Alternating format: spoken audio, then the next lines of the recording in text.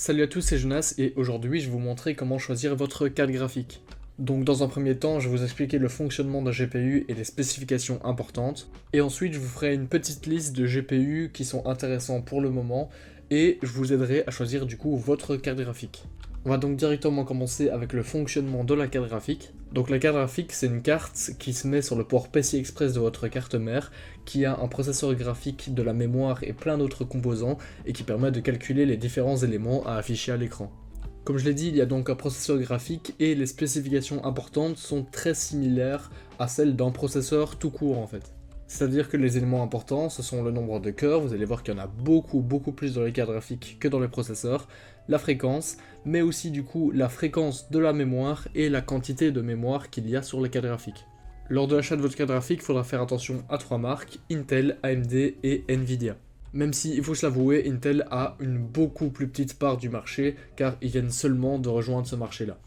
Et enfin, avant de vous présenter quelques cartes graphiques qui pourraient vous intéresser lors de votre choix, je vais vous présenter quelques cartes graphiques importantes, comme dans la vidéo, pour choisir votre processeur. D'ailleurs, n'hésitez pas à aller la regarder.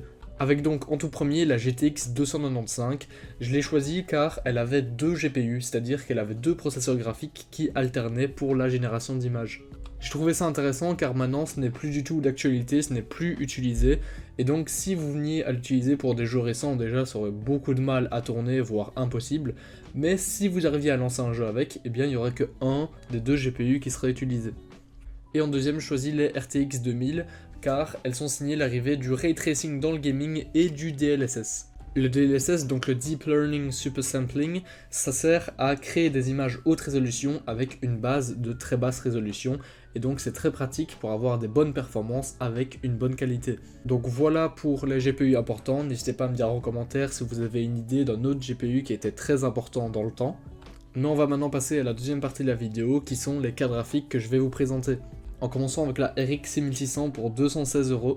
Tout comme les trois prochaines cartes graphiques que je vais présenter, je la considère plus pour le gaming que pour le travail comme la 3D par exemple. Tout simplement car beaucoup de méthodes de rendu de haute qualité ne sont pas disponibles avec les cartes graphiques AMD et que pour tout ce qui est record, le codec AMD est franchement très mauvais.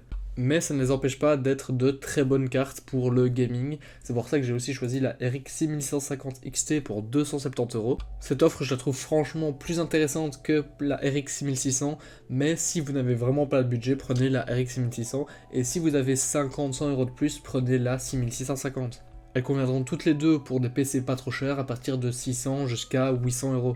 On augmente un petit peu en prix avec la RX 6700 XT, je n'ai pas choisi la 6750 XT car elle était beaucoup plus chère, et franchement c'est une très bonne carte pour 350€. Elle est, comme je l'ai dit, toujours orientée pour le gaming, et pour un PC aux alentours de 1000-1200€, c'est franchement une très bonne carte. On passe dans le haut de gamme AMD avec la RX 7800 XT avec 16Go de VRAM. Celle-ci je la recommande plus dans un PC qui devient donc haut de gamme aux alentours des 1500 jusqu'à 1800-1900€, car ça devient franchement une carte qui est conséquente en prix, mais elle offre aussi de très bonnes performances en gaming, donc franchement le prix il est pas trop énorme par rapport aux performances que vous allez avoir.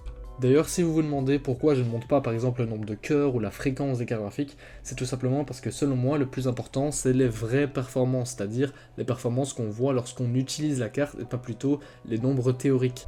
Tout simplement car ces statistiques sont assez difficiles à comparer, car chaque génération c'est généralement une nouvelle architecture et qu'entre chaque marque c'est aussi une architecture différente, donc c'est franchement très difficile à comparer. Pour moi c'est les performances en temps réel qui sont le plus important. Mais bon, assez de blabla, passons maintenant aux cartes graphiques Nvidia, que je n'ai donc bien sûr pas choisi pour le gaming car elles ont un prix qui est énorme, mais qui sont très pratiques lorsque par exemple vous faites de la 3D ou quoi que ce soit qui est relié par exemple au rendu ou alors au record. Ça ne veut pas dire qu'elles ont de mauvaises performances en jeu, elles sont incroyables, c'est juste qu'elles sont très chères. Il est aussi important de noter que les cartes graphiques Nvidia ont en général de bien meilleures performances en ray tracing que les cartes graphiques AMD. Et étonnamment, Intel se débrouille pas trop mal en ray tracing, mais je n'ai pas choisi une de leurs cartes graphiques car pour l'instant il y a toujours quelques problèmes de driver. C'est donc pour ça que j'ai choisi la RTX 4070 malgré son prix, ainsi que la RTX 4080 malgré son prix aussi. Je l'ai donc pas choisi forcément pour ses performances en elle-même, mais plutôt pour tout ce qu'elle a à offrir d'autre que ses performances, c'est-à-dire le DLSS, le ray tracing, les rendus 3D qui ne sont que disponibles chez Nvidia, etc. Donc malheureusement, si vous avez des rendus de très bonne qualité à faire, par exemple avec Redshift, il faudra sortir le portefeuille car comme vous pouvez le voir, les cartes Nvidia sont pour l'instant très chères. En tout cas, n'hésitez pas à me dire ce que vous pensez de mes choix dans les commentaires, à liker la vidéo si elle vous a plu et à vous abonner. N'hésitez pas à me présenter une carte graphique dans les commentaires si vous en avez une autre en tête. Merci d'avoir regardé cette vidéo, c'était Jonas, ciao.